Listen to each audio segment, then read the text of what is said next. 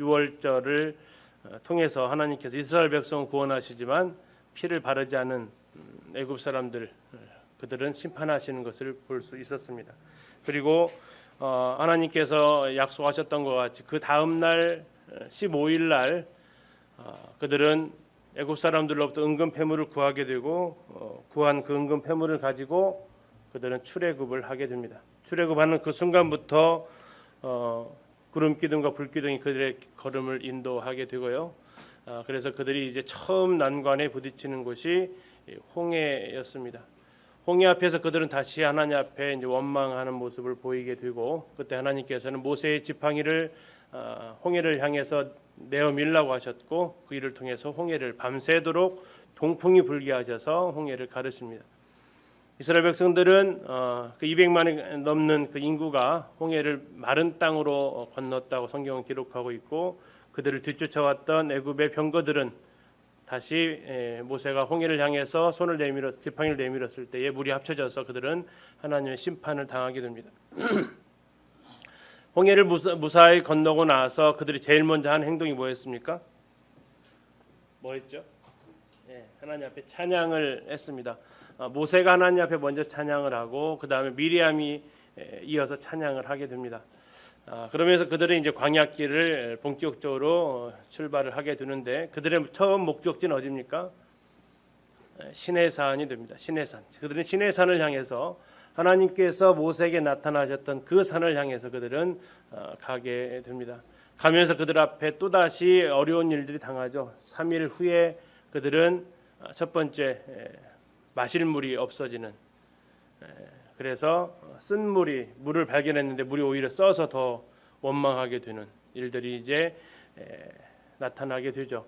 그러다가 나뭇가지를 던져서 그 물이 다시 회복되어진 일이 벌어지고 그러다 또 그들은 이번에는 이제 먹을 걸 가지고 불평을 하니까 애굽에서 나올 때 발효되지 않은 것들 다 싸가지고 나왔는데 그것들이 이제 다 양식이 떨어지면서 먹을 게 없으니까 또 불평하게 되고 그래서 하나님께서는 낮에는 만나를 아침에 내려주시고 또 메추라기를 보내주셔서 그들의 필요를 공급을 하십니다.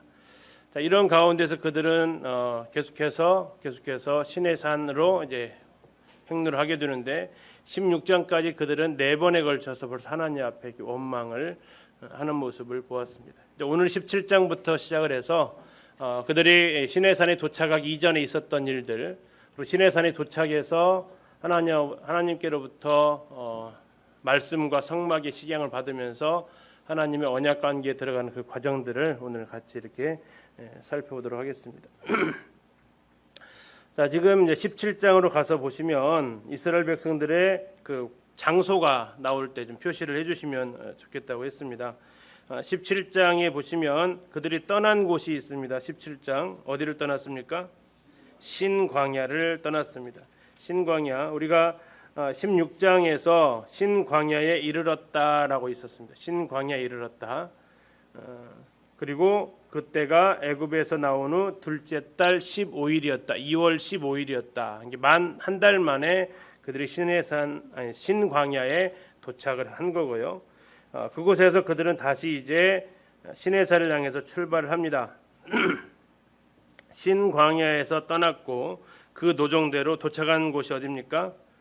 르비딤이라는 뜻을 가지고 있습니다. 르비딤 이건 평원이라는 뜻을 가지고 있는데요. 시내산에 가기 전에 마지막 이벤트가 있었던 사건이 있었던 장소가 르비딤입니다.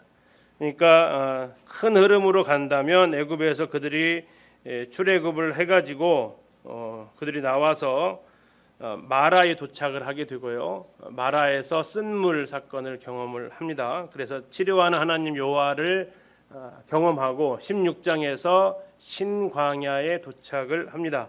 신광야에서 그들이 하나님 앞에 또다시 원망을 하죠. 그래서 그들이 이제 하나님께로부터 그 원망하는 소리를 들으셨다라고 얘기를 하면서 거기에서 그들에게 만나와 메추라기를 공급하시는 장면을 볼 수 있습니다. 그리고 거기서 그들이 이제 그것을 먹고 그 다음 장소가 바로 르비딤에 도착을 했다라고 보시면 됩니다. 그러니까 출애굽하면서 여러 가지 사건들이 있었던 그 중에서 마라에서 한 번의 사건이 있었고, 신광야 16장이 신광야에서의 사건이고, 17장의 장소는 르비딤이라는 장소가 되겠습니다. 여기에서 그들은 다섯 번째로 5차 원망입니다. 17장 2절에 보니까 백성이 모세와 다투었다라고 나와 있습니다. 백성이 모세와 다투었다. 다툰 이유는 무엇입니까? 우리에게 뭐를 달라고 그래요? 물을 주어 마시게 하라 합니다. 우리에게 물을 주어 마시게 하라. 이거 몇 번째랑 비슷한 시험이 돼요? 네, 첫 번째, 마라에서의 목말라 죽겠다라는 거죠. 목말라 죽겠다. 예수님께서 그 마태복음 6장에서 너희는 무엇을 먹을까, 무엇을 마실까, 무엇을 입을까 염려하지 마라라고 나오는데, 이게 이 출애굽 상황을 쭉 보면 계속 그들이 지금 넘어지는 상황은 뭐와 뭐예요? 마실 거 하고 먹을 거예요. 마실 거, 먹을 거. 자, 이거 보면서 무슨 생각이 드세요? 왜 자꾸 여기에 넘어질까요? 이것은 우리가 일상생활이에요. 삶이에요. 그냥 삶의 모습이죠. 어떤 특별한 이벤트나 어떤 특별한 행사가 있는 게 아니고 이건 매일의 그냥 삶이에요. 선악과도 지난번 말씀드렸지만 선악과 자체도 그냥 삶의 일부분이었어요. 먹는 거 문제였거든요. 이들에게 동일하게 일어나는 것은, 그럼 한 번 시험을 끝나고 물 문제가 해결되었으면 다시는 물 문제가 나오지 않느냐, 또 다시 나오는 거죠. 뭐는 좀 달라요? 양상은 좀 달라요. 그때는 쓴물이 있었는데 이제는 쓴물 자체도 없어요. 그죠? 그래서 물이 있었기 때문에 대책이라도 있었어요. 나뭇가지를 집어넣어서라도 물이 달아지게 할 수 있었는데 이제는 아예 물 자체가 없는 곳입니다. 여기에서 이제 그들은 하나님 앞에 원망하는데, 하나님한테 직접적인 원망을 한 게 아니고 모세와 다투었다라고 얘기를 하고 있습니다. 그리고 3절에 보면 거기서 백성이 목이 말라 물을 찾으며 그들이 모세에게 대하여 뭐 했다고 나와 있어요? 원망했다고 나와 있습니다. 모세와 다투고 모세와 원망하는 일이 일어납니다. 그때 이제 모세가 4절에 모세가 여호와께 부르짖습니다. 어떤 상태까지 갔냐면 4절 끝부분에 보시면 그들이 조금 있으면 뭐 할 지경이라고요? 내게 돌을 던질 지경이다라는 상황이에요. 굉장히 이제 생명의 위협까지 느끼는 아주 극한 상황까지 도달을 해 있는 상황입니다. 이때 하나님께서 나타나셔서 5절입니다. 5절 뒷부분 보시면 이스라엘 장로들을 데리고 나일강을 치던 네 지팡이, 하나님이 역사하셨던 그 지팡이입니다. 손에 잡고 가서 6절 내가 호렙산에 있는 그 반석 위 거기서 내 앞에 설 것인데 거기서 그 반석을 쳐라라고 얘기하고 있습니다. 자, 그 반석이 어디에 있다고요? 호렙산에 있다고 나와 있습니다. 그러면 르비딤하고 호렙산, 시내산은 거리가 어떻다는 얘기예요? 네, 그리 멀지 않다라는 얘기입니다. 이 르비딤의 위치를 파악할 때 그것을 참고를 파악을 하는 거죠. 그렇게 멀지 않은 곳에 곧 다 왔다라는 얘기죠. 그런데 그 앞에서 이제 그들은 진을 치게 되고 거기에서 반석을 치라고 합니다. 그러면 물이 나올 것이라고 하고 반석을 쳤더니 어떻게 됐습니까? 물이 실제로 나오게 됩니다. 그래서 그곳의 이름을 무리바 또는 마사라고 부르게 됩니다. 자, 반석을 치라겠는데 고린도전서에서 이 반석은 누구라고 얘기하고 있어요? 네, 그리스도라고 얘기를 하고 있습니다. 그리스도를 통해서 반석이 되신 주님께서 그들에게 생명수를 공급하시는 이런 모습을 이제 고린도전서 10장 4절에서 늘 따라다니는 반석이 있었니 그것은 그리스도라고 얘기하고 있었습니다. 결국 주님께서 이렇게 고통을 당하심으로 우리에게 생명수가 흘러나오는 이런 모델을 보여주고 있는데요. 이들이 했던 이 행동들에 대해서 신약 성경에서 히브리서에서 이렇게 얘기를 하고 있습니다. 히브리서 3장을 잠시 가서 좀 보도록 하겠습니다. 히브리서 3장 7절 8절에 제가 읽어드리겠습니다. 히브리서 3장 7절입니다. 그러므로 성령이 이르신 바와 같이 오늘 너희가 그의 음성을 듣거든 광야에서 시험하던 날에 거여가던 것 같이 너희 마음을 완고하게 하지 말라. 자, 이 광야에서 시험하던 날이 바로 이 무리바 마사 사건인데요. 너희 마음을 뭐하게 하지 말라고 그랬어요? 아까 이건 어디에서 누구한테 쓰였던 말이었죠? 바로한테 쓰였던 단어였죠. 바로가 하나님께서 계속해서 심판을 더하셨던 이유가 뭐였어요? 바로가 자신의 마음을 완고하게 했거든요.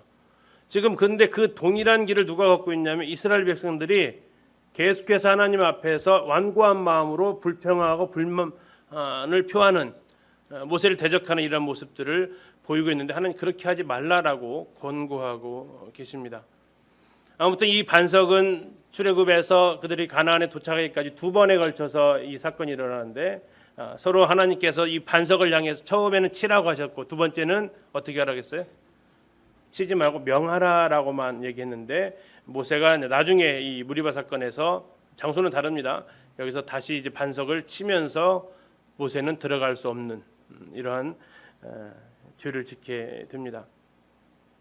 자, 그리고 나서 그들에게 이번에는 어려움이 찾아왔는데, 어떤 어려움이냐면 유목민이었던 아말렉이 이스라엘을 공격해서 온 것입니다.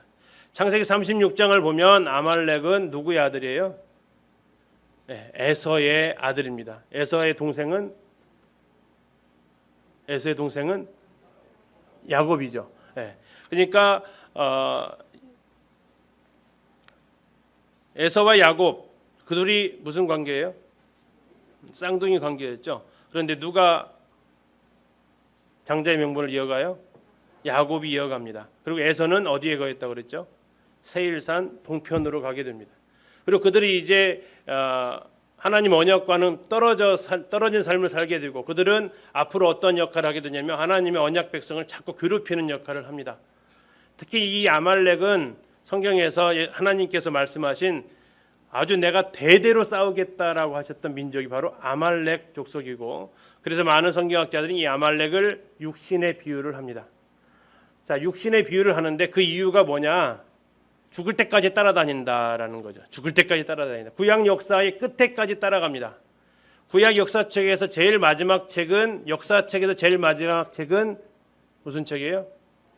말라기는 선지서고, 역사책에서 제일 마지막 책은 느헤미야입니다. 느헤미야 바로 앞에 있는 책이 에스더예요. 에스더까지 아말렉은 따라옵니다. 죽을 때까지 따라오는 것이 우리 육신이고요. 다음에 구원받은 이후에 제일 먼저 부딪히는 것이, 제일 먼저 나를 공격해오는 것도 아말렉이었거든요. 첫 스타트가 출애굽 이후에 첫 그들을 맞서 싸웠던 민족이 아말렉 족속이었어요. 구원받은 이후에, 침례받은 이후에 동일하게 우리를 계속해서 먼저 공격하는 것은 그 누구도 아닌 내 육신이 나를 계속해서 대적하는 이런 모습을 보게 됩니다. 이 아말렉 이따가 좀 더 보도록 하고요. 이 아말렉이 리비딤의 진을 치고 있는 이스라엘을 공격합니다. 이때 하나님께서 모세를 통해서 여호수아를 싸우도록 하시고, 모세는 여호수아를 부릅니다. 그리고 이제 명령을 하죠. 사람들을 택해서 아말렉과 싸워라. 여호수아라는 이름이 처음 등장을 합니다. 처음 등장을 했지만 어쨌든 모세에게 있어서 여호수아는 잘 알고 있었던 사람이었겠죠. 그리고 굉장히 리더십이 있었던 사람으로 보이고 충성된 모습을 갖췄을 것입니다. 그런데 중요한 것은 뭡니까? 여호수아에게 있어서 전쟁은요, 낯선 거예요? 익숙한 거예요? 굉장히 낯선 거죠. 이들은 뭐 하면서 살다 왔었죠? 종살이하고 무거운 짐 나르는 것은 익숙할 거예요. 짐 나르고 뭐 일하는 것은 굉장히 익숙했지만 뭐는 낯설어요? 싸우는 것은 낯설어요. 그들에게 있어서 뭐 벽돌 만드는 도구는 익숙했지만 뭘 잡기는 또 낯설어요? 무기 잡기는 굉장히 낯설어요. 뭐 들고 나갔을까 한번 생각 한번 해보세요. 전쟁할 때 뭐 들고 나갔을까요? 지금 무기는 아니겠죠. 뭐 들고 싸우러 나갔을까요? 칼이 있었을까요? 없어요. 칼은 한참 후에 나오는 무기이고요. 뭐 철을 만들기는 게 쉬운 일이 아니거든요. 뭐 들고 나갔을까요? 아마 이제 목동들이 동물 목축을 했으니까 이제 막대기나 몽둥이나 아무튼 나무 들고 나갔겠죠. 이 아말렉 사람들은 뭐 들고 왔을까요? 그들은 아마 이제 살해 도구들이 있었을 겁니다. 이들은 전쟁하려고 나온 민족이 아니기 때문에 무기를 갖추고 나오는 민족이 아니었고요. 또 이 여호수아도 군사도 싸워본 적이 없지만 장군으로 싸워야 되고 전술을 익힐 시간도 없었고, 데리고 나가는 백성들은요. 더할 나위 없죠. 이들은 진짜 말하면 오합지졸들이죠. 근데 문제는 뭐예요? 이게 잘못 싸우다가 잘못하면 뭐 할 수 있다? 한 방에 죽을 수 있다. 애굽에 살다가 나와가지고 광야에서 자칫하면 정말 무슨 죽음을 당할 수 있는, 그 죽음 당할 수 있는 상황인데 나 혼자 죽는 것도 괜찮겠지만 그래도 누구의 목숨까지 달려 있는 전쟁입니까? 이스라엘 많은 남자들의 목숨까지 달려 있고 만약 그 전쟁에서 패하면 그 여파는 어디까지? 이스라엘 본진까지 영향을 줄 그러한 상황 가운데 여호수아가 출전을 하죠. 그런데 이 일을 모세가 직접 하지 않고 여호수아한테 맡깁니다. 그럼 모세는 뭐 하겠다는 거예요? 기도하겠다라는 겁니다. 모세가 기도하겠다고 하면서 내가 이제 지팡이를 들고 산에 서겠다라고 이야기를 합니다. 그러면서 전쟁이 이제 시작이 되는데 싸움의 성패가 어떻게 하면 이깁니까? 모세가 손을 들면 이깁니다. 어떻게 하면 지고요? 손을 내리면 져요. 몇 번 내렸다 올렸다 해봤을 거 아닙니까? 그러죠? 올리면 하나님 앞에 기도하다가 이제 이기는가 보다 그러면 됐다 좀 내려면 갑자기 지고 있으면 또 올려야 되고 또 기도하고 또 내리고 보니까 옆에서 이제 두 사람이 얘기를 했을 거 아닙니까? 아론과 홀이 보니까 올리면 이기는데요.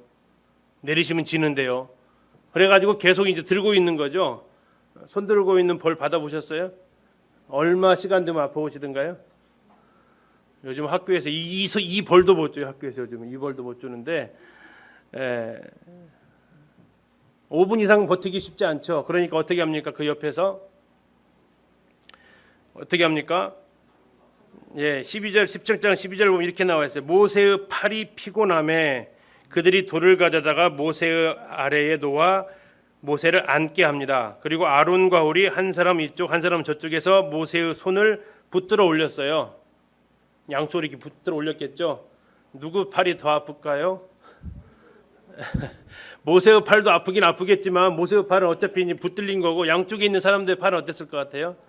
우리는 모세의 팔만 아팠을 거라고 생각하지 마시고 양쪽에서 붙들어 올리는 사람들도 굉장히 힘들었을 거예요. 아마도 제 예상으로는 한 팔로 붙들었다가 또 바꿨다가 하지 않았을까 싶어요. 왜? 내리면 지니까. 자, 이것을 그런데 누구도 알고 있었냐면 여호수아도 알게 된다는 얘기죠. 자, 이 싸움의 성패는 내가 잘 싸우고 못 싸우는 것에 있지 않고 어디에 달려 있다고요? 여호수아가 잘 싸우는 능력에 달린 게 아니라 모세의 손이 내려왔느냐 내려오지 않았느냐에 달려 있다라는 거죠. 자, 그러면 이제 모세도 아니고 여호수아도 아니고 누구에게로 관심을 좀 돌려보냐면 이스라엘 백성들 여자와 아이들로 잠시 한번 가볼게요. 카메라를. 여호수아가 싸우고 있고 모세는 산에서 손을 들고 있어요. 아이들과 여자들과 싸움에 나가지 못한 많은 백성들은 누구를 쳐다보고 있을까요? 여호수아 쳐다볼까요? 모세 쳐다볼까요?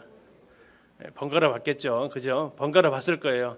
그런데 진다 그러면 모세를 자꾸 의지하는 거죠. 지고 있으면 여호수아 응원하는 게 아니라 지고 있으면 모세 응원하는 거예요. 모든 관심이 여호수아에게 쏠리는 상황이 아니라 누구에게요? 모세한테 쏠리는 상황이 돼요. 내가 사역을 하는데 성도들이 나한테 관심은 안 둬요.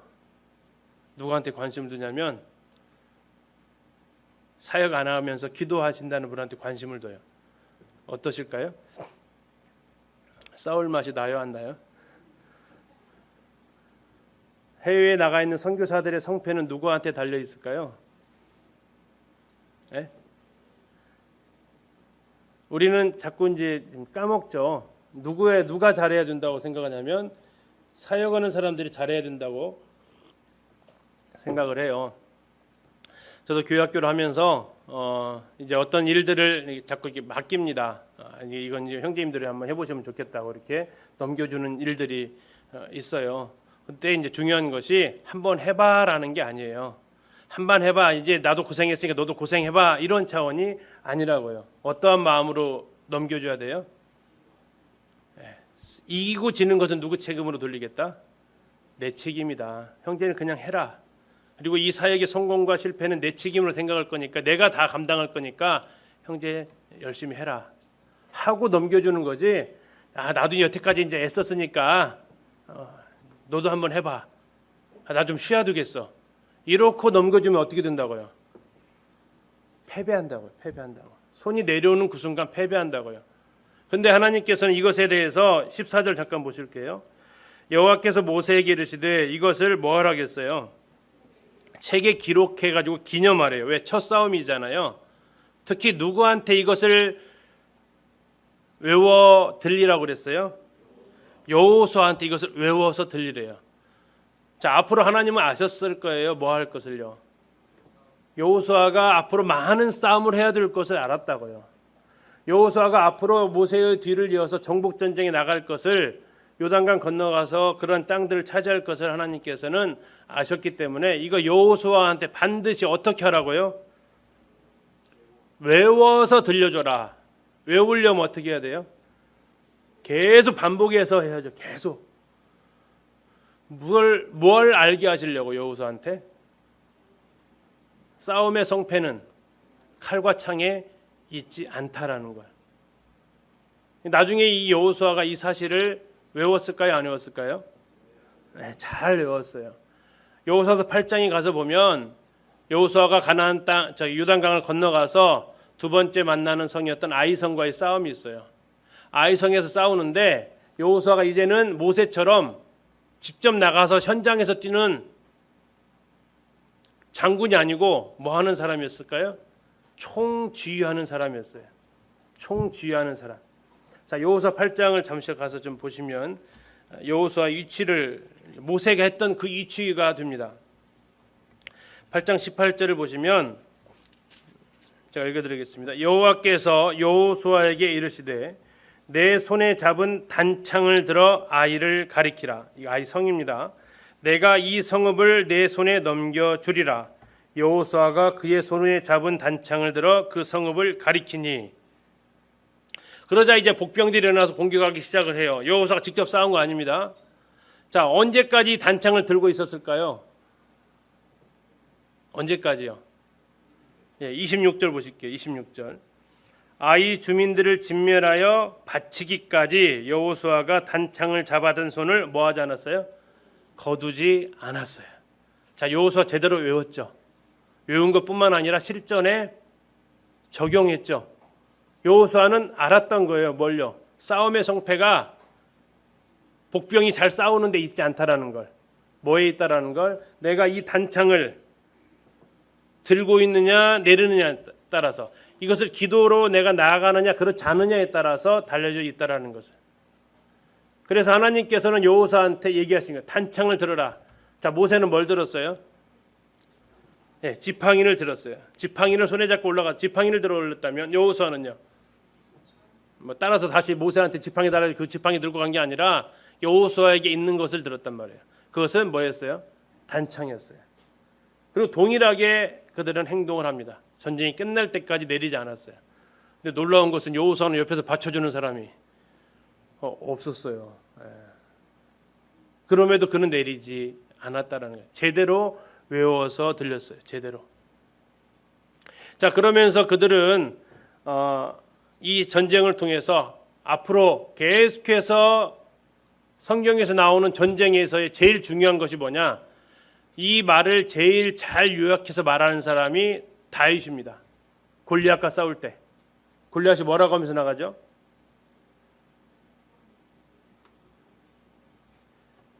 여호와의 구원하심이 칼과 창에 있지 아니함을 알게 하실 것이다. 그러면서 그가 가지고 나갔던 건 뭐예요? 문맷돌을 들고 나갑니다. 자기가 가지고 있는 건 나가는 거죠. 남의 거 가지고 가는 게 아니라. 중요한 것은 뭡니까? 여호와의 구원하심은 칼과 창에 있지 아니하다라는 거죠. 하나님께서 싸우시는 전쟁이다라는 겁니다. 그래서 계속해서 역사서를 쭉 읽어가시면 하나님이 싸우시느냐 이스라엘 백성이 싸우느냐 이 싸움이에요. 이스라엘 백성이 자기가 군대를 자꾸 불립니다. 이게 사울의 정책이에요. 용사들을 자꾸 모으기 시작해요. 우리 식으로 하면 자꾸 스펙을 쌓아서 뭔가 해보려고 해요. 안 된다라는 것을 하나님 가르쳐 주세요. 하나님 앞에 나아가는 것이 승리의 비결이다라는 것을 알게 되고, 이것은 여호수아에게 외워 들리고 동일하게 이 시간 나에게 계속해서 외워 들려야 될 말씀이기도 합니다. 첫째는 내가 누군가에게 어떤 일을 부탁하고 맡겼다면, 그리고 누군가가 내가 하던 일을 해야 될 상황이라면 어떻게 해야 된다고요? 거기에 대한 책임은 그 사람이 지는 게 아니고 내가 지는 거다. 두 번째, 그 일의 성공과 실패는 내 책임이다 하고 맡기는 거지. 왜 그렇게밖에 못 싸웠어? 이렇게 하게 되면 그 전쟁은 승리할 수 없습니다. 그리고 아론과 훌, 모세 옆에서 도와줬던 두 사람인데요. 아론은 모세의 3살 위 형이고, 요세푸스에 보면 이 훌은 미리암의 남편으로 소개를 하고 있습니다. 다시 말하면 자형이 되는 거죠. 하나는 형이들을 옆에서 들어주고 하나는 자형. 다시 말하면 둘 다 자기보다 나이가 많으신 분들이에요. 자기가 나이가 많음에도 불구하고 모세의 뭐에 위치에 섰어요? 동역자 위치가 서요. 이게 우리나라는 참 쉽지 않은 문화죠. 나이라는 문화. 그런데 이들에게 있어서 모세는 자신들보다 어린 동생뻘 또 손 아래 처남이었지만 우리식으로 표현하면, 그러나 그를 위해서 옆에서 동역하는 자세를 취하게 되고, 나중에 모세는 이스라엘 백성들을 놔두고 산에 올라갈 때 그 무리를 이 두 사람한테 맡기고 갑니다. 서로가 신뢰의 관계가 형성되어져 있는 아름다운 모습을 볼 수가 있습니다. 이게 지금 지난번 말씀드렸던 대로 김승학 씨 주장은 아니고, 거기는 아예 갈 수도 없는 땅이고 전통적인 견해로서 말하고 있는 르비딤이라는 지역입니다. 아까 반석을 쳐서 물을 냈던 곳, 이곳이 그곳이고요. 아말렉과 싸웠던 곳, 이곳입니다. 그 지형을 잠시 좀 보도록 하겠습니다. 시내산 근처에 있는 지형이 되겠습니다. 볼 수 있고요. 아말렉 아까 말씀드린 대로 대대로 싸우시겠다라고 했던 민족이고, 어떻게 싸워서 이기느냐? 내가 싸워서 이기는 게 아니라 기도하는 나의 동역자들이 있어야 이긴다라는 것을 보여주고 있습니다. 이 아말렉에 대해서 실패했던 사람이 있고 성공했던 사람이 있는데요. 실패했던 대표적인 사람은 사울 왕이죠. 그래서 다 진멸하라고 했는데 좋은 동물하고 아가 왕을 살려두게 됩니다. 그러면서 핑계대면 뭐라고 핑계대요? 하나님 앞에 제사 드리려고 그랬다라고 얘기를 하죠. 그때 유명한 말을 사무엘이 합니다. 뭐라고요? 순종이 제사보다 낫다라고 하면서 사울의 왕위가 이제 다윗에게로 옮겨가게 됩니다. 한편 다윗은 아말렉 사람을 쳐서 그들을 이제 무찌르게 되고, 그래서 아말렉이 거의 영향력을 발휘하지 못하게 됩니다. 그러다가 이제 마지막 영향력을 발휘하는 것이 에스더 때 하만이라는 사람, 이게 아각의 후손으로, 왕족의 후손으로 등장을 하게 됩니다. 그리고 모르드게, 유대인의 후손이었죠. 하만이 모르드게를 죽임으로 인해서 뿐만 아니라 이스라엘 민족, 유대 민족 전체를 심판하려는 것까지 나아가는 것이 바로 아말렉. 지금 이 순간 출애굽기 17장부터 역사서 마지막 부분에 해당되는 에스더까지 대대로 싸우는 민족 아말렉이 됩니다. 자, 그리고 출애굽기 18장의 이 장소는 어디로 나와 있습니까? 이 시내산에 그들이 도착을 하게 되는데요. 이게 원래 19장에 시내산에 도착을 하고요. 그런데 18장에 있는 장소가 역시 시내산에 도착을 하는데 내용이 순서가 좀 바뀌어져 있어요. 도착한 다음에 만나야 되겠죠. 만난 다음에 도착하는 게 아니라 시내산에서. 근데 왜 그러면 18장과 19장을 바꿔놨느냐? 앞으로 19장부터는 굉장히 긴장감 있는 내용들이 전개가 돼요. 율법과 관련되어져서. 그래서 18장에 있는 것을 앞으로 좀 보내고 19장부터는 율법을 어떻게 하나님께 받고 언약 백성이 되는지를 아주 쭉 스토리가 깨지지 않게 전개하기 위한 것이 아닌가 이렇게 싶습니다. 자, 이들이 시내산에 도착해서 19장 2절에 도착했다고 나오는데요. 그때 누가 찾아오냐면 모세의 장인하고 모세의 아내 그리고 모세의 두 아들이 옵니다. 자, 5절에 보니까 어떻게 나와 있냐면 모세의 장인 이드로가 모세의 아들들과 그의 아내와 더불어 광야에 들어와 모세에게 이르니 곧 모세가 하나님의 산에 진친 곳. 하나님의 산이 어디예요? 시내산이죠. 시내산. 그래서 아까 말씀드린 19장 1절은 뭐라고 되어 있냐면 이스라엘 자손이 애굽 땅을 떠난 지 3개월이 되던 날 그들이 시내 광야에 이르니라 이렇게 나와 있어요. 그러니까 순서가 좀 바뀌었다는 얘기죠. 알 수 있습니다. 자, 만나니까 얼마나 할 얘기가 많았겠습니까? 얼마나 많은 일들이 있었어요. 그래서 모세가 그동안에 있었던 일들을 이드로한테 전부 다 이야기를 들려줍니다. 그 이야기를 들어보니까 이드로가 뭐 합니까? 10절입니다. 18장 10절. 이드로가 이르되 여호와를 찬송하리로다. 11절. 이제 내가 알았도다. 여호와는 모든 신보다 크심으로 이스라엘에게 교만하게 행하는 그들을 이기셨도다. 그래서 이제 어느 성경학자들은 이드로가 이때 구원받았다라고 이야기를 하기도 합니다. 하나님께서 나에게 나타나셔서 하셨던 모든 일들, 이걸 두 글자로 뭐라고 그러죠? 간증이라고 그러죠. 간증. 네, 간증. 간증을 이야기합니다. 간증을 이야기했더니 이 간증을 듣고 이드로의 반응이 뭐였냐면 하나님을 찬양하죠. 수요일날 간증을 좀 더 많이 좀 하셨으면 좋겠죠. 그죠? 하고 싶으세요? 듣고 싶으세요? 예? 하고 싶으세요? 듣고 싶으세요? 우리는 많이 듣고 싶어라 하죠. 하고 싶으시면 이 자리가 계속 나오실 텐데 다 듣고 싶어서만 오시죠. 그죠? 이게 이제 우리의 약점인데 우리는 이드로가 되면 안 되고 모세가 되어야겠다라는 거죠. 이드로는 듣는 사람이고 모세는 하는 사람이고, 그래서 우리가 좀 오랜만에 만난 성도들한테 분기별이라도 한 번씩은 간증을 좀 하시면 좋겠다. 중요한 것은 하나님께서 하신 일입니다. 8절 잠깐 보실게요. 18장 8절. 모세가 간증하는 사람입니다. 여호와께서, 이건 하나님께서 하신 일을 하는 게 간증이라는 얘기입니다. 이스라엘을 위하여, 누굴 위해서요?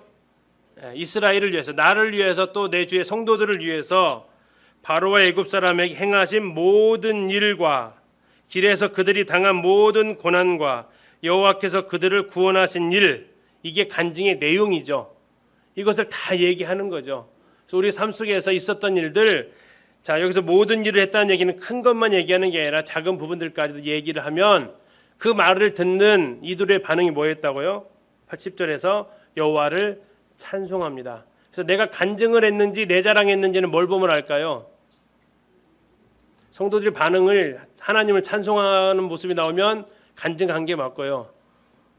다음에 성도들에게 혹시 질투나 시기나 이렇게 나오면요, 그건 자기 자랑한 것이 됩니다. 굉장히 단순해요. 그래서 하나님께서 하신, 아까 8절에서 여호와께서 이스라엘을 위해서 행하신 일들을 얘기하는 거예요. 그래서 우리가 간증을 좀 하시면 좋겠다는 생각을 하게 됐고요. 간증을 들으신 다음에는 그 사람 높이지 마셔야 돼요. 그죠? 이드로가 누구를 높였어요? 하나님을 높였다고요. 그리고 우리는 간증을 하는데 왜 자꾸 형제님들이 부담스러운지 아세요? 간증하고 나면 누구를 자꾸 치켜 세우거나 누구를 자꾸 격려해 주려고 그래요. 그 하신 분들을 자꾸 얘기를 해요. 화제거리에 자꾸 간증하신 분들이 이름이 오르내리니까 하시는 분들이 힘들어해요. 근데 이드로는 전적으로 누구를 높였냐면 하나님을 높이고 있다는 얘기예요. 그리고 그의 고백이 이제 내가 알았다, 하나님에 대해서. 이것을 우리가 이루어졌으면 좋겠습니다. 그러면서 이제 그 다음 날 모세가 마침 재판하는 날이었어요. 사람들이 쭉 줄을 서 있습니다. 그 뜨거운 날 줄을 서는데 왜 이렇게 사람이 많이 서 있습니까 하니까 백성들이 지금 이렇게 여러 가지 궁금한 것들, 어려운 문제들을 가지고 나와서 답을 듣기 위해서 그렇습니다 하니까 이드로가 이렇게 얘기하죠. 18절 보겠습니다. 너와 또 너와 함께한 이 백성이 필경 기력이 쇠하리니 이 일이 너에게 너무 중하다. 모든 백성의 일을 네가 답한다라는 것은 너무 중하다. 네가 혼자 할 수 있다 없다? 없다. 몇 명이라겠죠? 약 2만 명가량의 이 송사를 혼자 감당한다는 것은 도저히 감당할 수 있는 일이 아니죠. 그래서 이드로가 얘기합니다. 누구를 택하라고 했냐면요, 21절 보실게요. 너는 또 온 백성 가운데서 누구를 택하라고요? 능력 있는 사람들을 택하래요. 능력 있는 사람들. 자, 형제 자매님, 능력 있는 사람이란 어떤 사람이 능력이 있을까요? 능력 있는 사람은 어떤 사람이 능력이 있을까요? 성경에서는 능력 있는 사람은 이러한 사람이래요. 첫 번째 조건은 뭐를 해야 된대요? 하나님을 두려워할 줄 알아야 된대요. 이게 능력 있는 사람이 첫 번째 조건이에요. 두 번째 조건은요, 진실해야 된대요. 진실해야 돼요. 세 번째 조건은 불의한 이익을 미워해야 된대요. 능력하면 이 세 가지가 혹시 떠오르시나요? 별로 안 떠오르는 항목들이에요. 우리 능력 있다라고 한다면. 그런데 하나님께서 생각하시는 능력이 뭐냐 이거죠. 하나님 편에서 생각하는 능력, 이건 하나님을 두려워할 줄 알아요. 하나님과의 관계예요.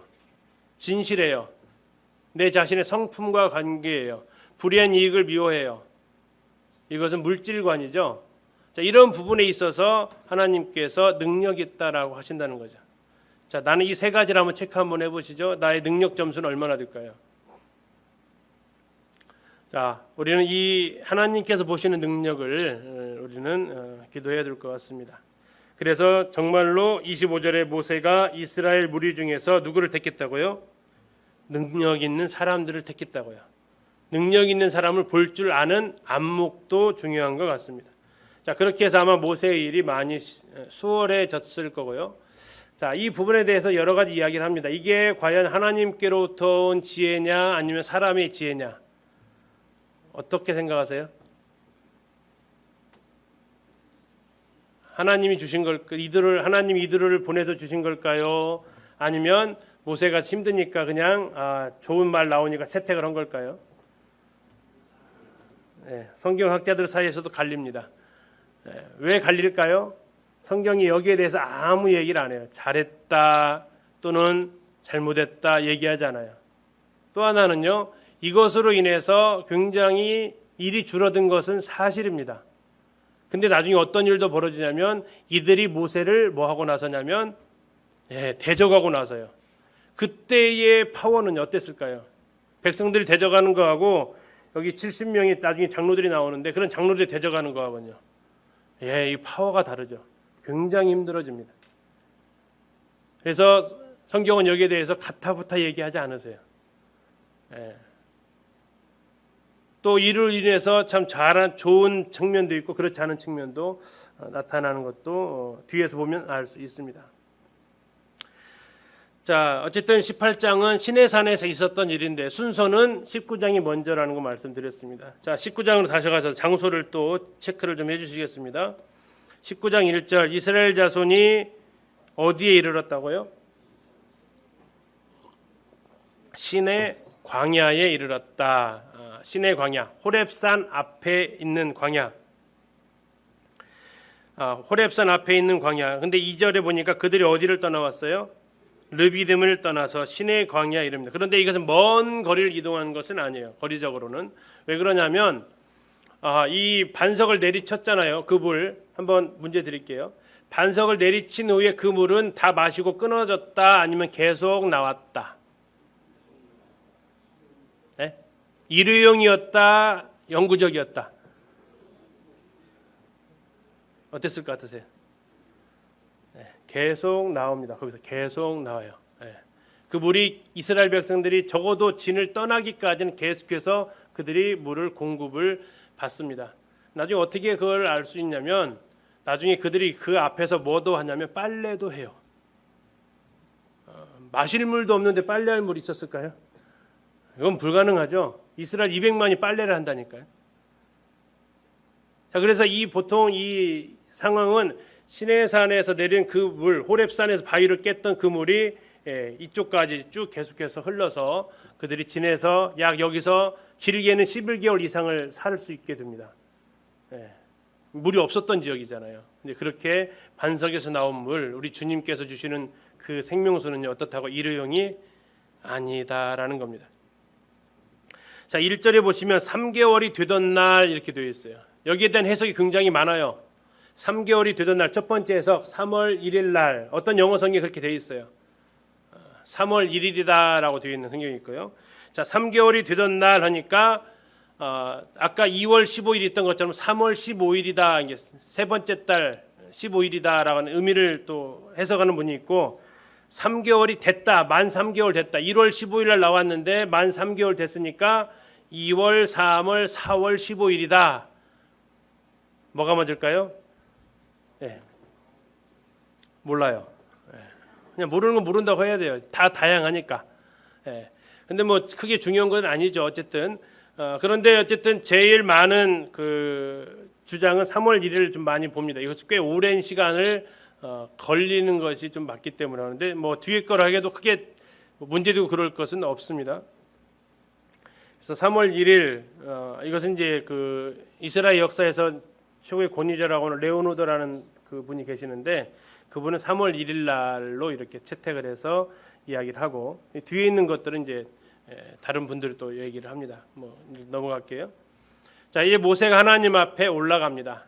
자, 3장에서 하나님께서 모세한테 했던 약속이 있었어요. 무슨 약속을 했냐면 네가 백성을 데리고 이 땅에서 나를 다시 만날 거야라는 약속을 해요. 그리고 정말 그들을 다시 이곳으로 데리고 와서 하나님과 모세가 대면을 하게 됩니다. 그러면서 지금까지 하나님께서 이렇게 하셨던 일들에 대해서 구절을 잠깐 보시면요. 왜 모세만 이렇게 하나님 앞에 올라갔느냐라는 거예요. 19장 9절입니다. 여호와께서 모세에게 이르시되 내가 빽빽한 구름 가운데서 너에게 임함은 내가 너와 말하는 것을 누가 듣게 하려고요? 백성들이 듣게 하며 또한 너를 뭐 하려고? 영영이 믿게 하려 함이니라. 자, 누구를 위한 특별한 배려였다고요? 자, 이거 장면 아까 어디에서도 한번 나왔었죠? 하나님께서 모세를 위해서 이렇게 특별히 해주시는 배려가 홍해 건널 때, 어떨 때 홍해가 갈라졌어요? 지팡이를 내밀었을 때. 언제 다시 합쳐져요? 지팡이를 내밀었을 때. 그러면서 그걸 왜 했다고 그랬죠? 14장 마지막 절에서, 자, 14장 마지막 절 이렇게 말하고 있어요. 백성이 여호와를 경외하며 여호와와 그의 종 모세를 믿었더라. 그런데 또다시 한번 시내산에서 하나님께서는 그 많은 이스라엘 백성들을 다 놔두고 누구만 올라오라고요? 모세 너만 올라와라 라고 하는 거예요. 그걸 왜 그렇게 하시냐면 내가 너를 특별하게 불렀다라는 것을 백성들한테 다 알게 해주겠다. 그리고 너를 계속해서 믿고 따를 수 있도록 해주기 위한 거다 하는 특별한 배려를 하나님께서 해주십니다. 자, 그러면서 하나님께서 이제 자신을 드러내시는데 5절에 세계가 다 내게 속하였다라고 얘기하죠. 하나님은 유대 종교의 하나님이 아니고 모든 나라의 세계의 하나님인 것을 말해주고 있습니다. 그러면서 세 가지 이스라엘 백성이 갖게 될 호칭을 얘기를 하세요. 첫 번째 호칭은 뭡니까? 5절에 나와 있습니다. 너희는 모든 민족 중에서 뭐가 된다고요? 내 소유가 되겠다. 이게 세큘라라는 단어입니다. 세큘라 또는 시큘라라고도 하고요. 이것은 뭐냐면 귀중한 재산, 두 글자로 하면 보물. 너는 나의 뭐라고요? 보물이야 라는 거예요. 이스라엘 백성아, 너희들은 나의 뭐라고요? 보물이야. 특별한 보물이야. 특별한 기업이야 라는 거예요. 자, 옆에 보물이 보이시나 보세요. 네, 보이세요? 자, 그분들을 원어로 한번 해보겠습니다. 시큘라. 이게 보배라는 뜻이에요. 보배. 하나님의 보배, 나의 보배. C자에다 너무 발음을 세게 하시는 분들이 계시는데 세큘라, 시큘라, 너는 나의 보배다라는 거예요. 옆에 분들을 보실 때 그렇게 보십시오. 보배로. 두 번째는 뭐가 된다고요? 6절에 너희가 내게 대하여 뭐가 돼요? 제사장 나라. 자, 제사장은 자기를 위해 존재해요? 다른 사람을 위해 존재해요?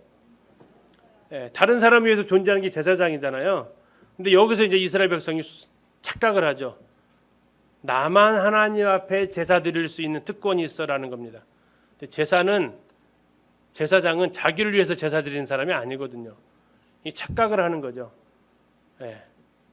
자기를 통해서 누구를 하나님 앞에 인도하는 것이 제사장인데 내가 하나님 앞에 나만 하나님 앞에 제사 드릴 수 있는 사람으로 착각을 합니다. 자, 세 번째는 뭐가 된다고요? 거룩한 백성. 거룩이라는 단어가 무슨 뜻이에요? 구분해 놓는 거죠. 떼어 놓는 거죠. 하나님 것으로 떼어 놓는 것이 거룩이라는 겁니다. 우리는 이제 거룩을 자꾸 깨끗한 것으로 연결을 시키는데 그런 거룩이 아니고 하나님께 속한 백성이다라는 얘기입니다. 하나님의 백성. 거룩하다는 얘기는 하나님께로부터 분리해 놓은 것을 거룩하다라고 얘기하죠. 이스라엘 백성의 정체성입니다. 하나님으로부터의 가장 소중한 보물이고 다른 사람들을 하나님께로 이끌어야 될 제사장 나라고 그리고 하나님께 구별되어진 사람들이다. 자, 이것은 오늘날 우리의 지위와 어때요? 같죠. 같습니다. 우리도 하나님의 보물이고요. 우리도 역시 사도 바울이 했던 것처럼 이방인들을 제사로 하나님 앞에 드려야 되는 사람들이고요. 우리도 베드로전서에서 말하고 있는 것처럼 내가 거룩하니 너희도 거룩하라고 주님 말씀을 하고 계십니다. 자, 이때 이 백성 이 명령 다 지킬래 했더니 이스라엘 백성이 뭐라고 했다고요? 뭐라고 했어요? 예, 8절입니다. 백성이 일제히 응답하여 이르되 여호와께서 명령하시는 대로 뭐 하겠다고요? 우리가 다 행하리다라고 합니다. 자, 이게 지금 섣부른 대답이라고 그랬죠. 왜 섣부르다고 했죠? 아직 뭘 지킬 건지도 안 물어봤다고요. 지금. 항목도 안 나왔는데 사인해 버렸다고요. 그러니까 이게 지금 어리석은 대답이죠. 그 위험에 짓눌렸는지 아니면 당당함이 있었는지 지금까지 그들이 몇 번 하나님한테 원망했죠. 5번 했거든요. 현재까지 5번인데요. 현재까지 5번인데 그들은 이때 또다시 하나님께서 이제 나타나시니까 다 지킬게요 또 한 거예요. 자, 첫 번째는 항목이 뭔지도 모르고 지키겠다고 했어요. 아직 십계명이 제시도 안 됐어요. 두 번째, 지금까지 자기들이 살아왔던 걸 생각하면 쉽지 않겠는데요 하든지 저희 자신 못할 것 같아요라 하든지 했어야 되는데 자기 자신도 몰랐어요. 이게 내용도 모르고 자기 자신의 이치도 모르고 그러다 보니까 대답만 했어요. 막둥이처럼. 네, 할게요. 근데 이것을 몇 번에 걸쳐서 하냐면 3번에 걸쳐서 한다고. 3번에 걸쳐서. 24장 3절에서 한 번 더 합니다. 잠깐 보실게요. 이번에는 그것에 대한 제시가 되어진 상태예요. 24장 3절. 십계명과 법규가 이번에는 제정이 됐어요. 다 알려졌어요. 3절. 모세가 와서 여호와의 모든 말씀과 그의 모든 율례를 백성에게 전하며 그들이 한 소리로 응답하여 이르되 뭘 하겠어요? 여호와께서 말씀하신 모든 것을 우리가 준행하리이다. 이제 들어봤는데도 사인한대요. 내용 파악을 못했어요. 이제 아까는 내용이 뭔지를 몰랐는데 이번에는 뭣도 못했냐면 내용 파악조차 못했어요. 그렇게 다 얘기했는데 이따가 보실 거예요. 어떤 내용인데 이렇게 얘기했는지. 다음에 24장 7절에서 한 번 더 얘기합니다. 언약서를 가져다가 백성에게 낭독하여 듣게 하니 그들이 이르되 여호와의 말씀 우리가 뭐 하겠다고요? 준행하리이다 했습니다. 다시 말하면 이제는 진짜 종이에다가 서약서를 가지고 계약서 쓰라고 왔어요. 그러면 3세번이라고 그냥 처음에는 뭔지도 모르고 네 했으니까 두 번째는 그냥 듣고 했으니까 이제는 언약서를 가지고 왔으면 좀 자세히 읽어보고 서명해야 될 거 아니에요? 근데 뭐 했다고요? 그냥 바로 준행하겠대요. 근데 어떤 일이 벌어져요? 잘 아시지만 32장에서 내려오기 전 율법 내려오기 전에 거기서 일이 벌써 범죄하고 있는 일이 벌어지는 거죠. 자, 하나님께서는 그런데도 이들의 응답을 그냥 가상하게 여기세요. 지킬 줄 알아서 기대하셨을까요? 기대는요. 뭐 지금까지 살아온 모습을 보면 알죠.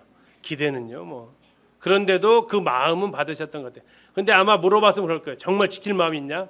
그렇다면 어떻게 했을까요? 정말 지킬 마음은 있지. 그렇죠? 우리도 사도 바울이 고백했던 것처럼 뭐는 원이로 돼? 마음은 원이잖아요. 그죠? 마음은 원이죠. 예. 마음은 우리 학생들 이 마음은 진짜 게임 안 하고 싶은데 뭐 앞에 앉아 있어요? 예. 컴퓨터 앞에 앉아 있잖아. 이제 텔레비전 그만 좀 봐야지. 이제 마음은 원인데 또 리모컨 쥐어져 있잖아요, 손에. 이런 일들이 마음도 없다면 이건 큰 문제죠. 근데 마음은 있었던 것 같아요. 그래서 하나님 마음은 받으셨던 것 같은데, 자, 그러면서 하나님께서 이제 얘기하십니다. 이스라엘 백성들 산에 올라오지 마라. 올라오면 전에 계획한 글에서 내가 충돌할까 싶다 하면서 내가 달려가서 죽일 것 같다 하니까 올라오지 마라 얘기합니다. 율법이 가지고 있는 속성이에요. 율법은 가까이 오지 말라고 그래요. 근데 은혜는요. 담대히 가자고 그래요. 담대히 가자. 율법 가지고 우리 하나님 앞에 나아갈 수가 없다라고 얘기하죠. 그런데 은혜는 우리 하나님 앞에 담대히 나아갈 수 있다고 얘기해요. 자, 모세가 시내산에 몇 번 올라갔을까요? 보편적으로 3번 올라갑니다. 얘기를 합니다. 3번은 왜 3번이죠? 첫 번째 만나러 갔어요. 두 번째 십계명 받으러 갔어요. 내려와가지고 깨버렸잖아요. 그러니까 또 다시 받으러 가죠. 그래서 보통 3번으로 알고 있지만 정확하게 성경에 있는 단어들을 확인해 보면 8번 올라갑니다. 8번. 자, 단어를 한번 찾아보시고 잠깐 쉬도록 하겠습니다. 자, 19장 3절 한번 보시죠. 19장 3절. 모세가 하나님 앞에 뭐 했습니까? 올라갔죠. 거기다 1차라고 쓰시면 돼요. 1차. 처음 올라간 거예요. 시내산에. 물론 그 전에 애굽에 들어가기 전에 한번 올라갔었습니다. 그거 빼고요. 나와서 출애굽한 이후에 1차입니다. 7절 보세요. 모세가 뭐 했어요? 내려왔죠. 그러니까 한번 올라갔다 내려왔죠. 이게 첫 번째입니다. 8절 보세요.